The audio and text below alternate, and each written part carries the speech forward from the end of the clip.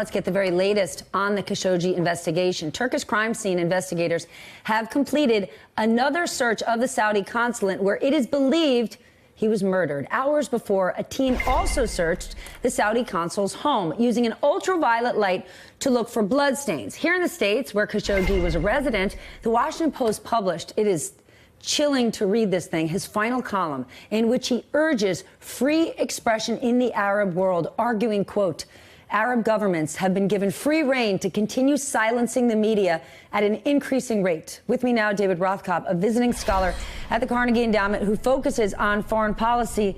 David, first, when you read Jamal's final column and think about where we have been over the last 16 days, it's stunning.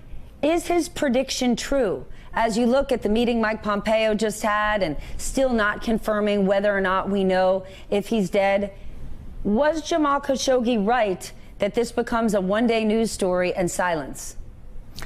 Well, I don't know that it's a one-day news story, but I think there is a dark irony in his column because he's talking about freedom of expression.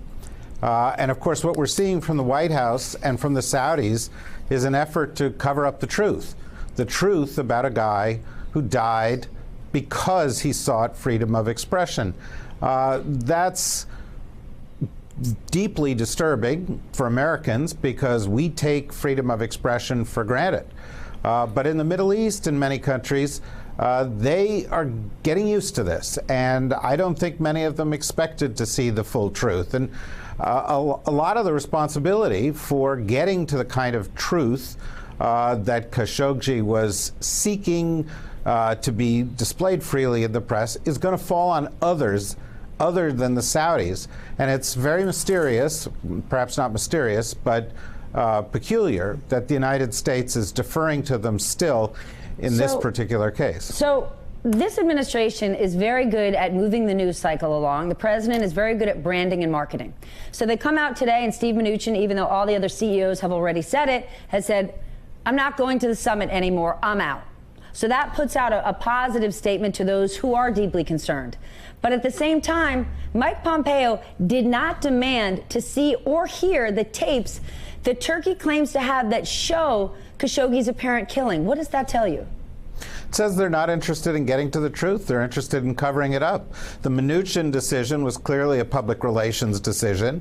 This Davos in the desert is now the dud in the desert or the nothing burger in the desert. There was nothing for him to see at this point.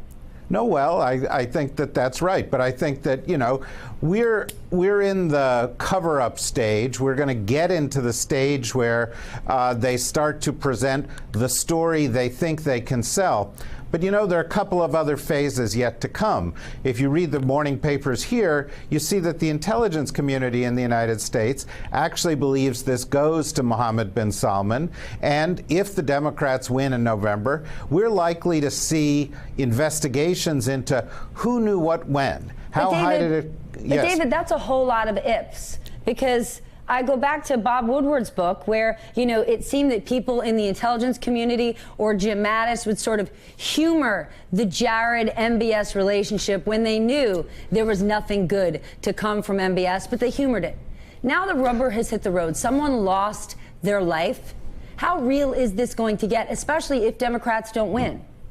Well, look, you know, back then, in those days, you had Lindsey Graham, you had Marco Rubio, you had other people taking the president's side and continuing to put up the front of a good relationship with Saudi Arabia. You've seen a big change on the Republican side. Yes, you've seen a big change in words. I don't hear, just as I said, Mike Pompeo didn't say, let me see the tapes. We're saying, oh, well, they're looking at the consulate, and we know there was already a cleaning crew. The walls were already painted. I mean, come on. No, look, I totally agree with you. From the administration side, it's just words. The question is whether a bipartisan consensus will emerge in the Congress to impose sanctions, to do investigations, and to seek what the president should be seeking. But it's not going to come from the White House. We know that. It's not going to come from Pompeo. We know that. And it may not come from the Congress. I think we have to be skeptical about that.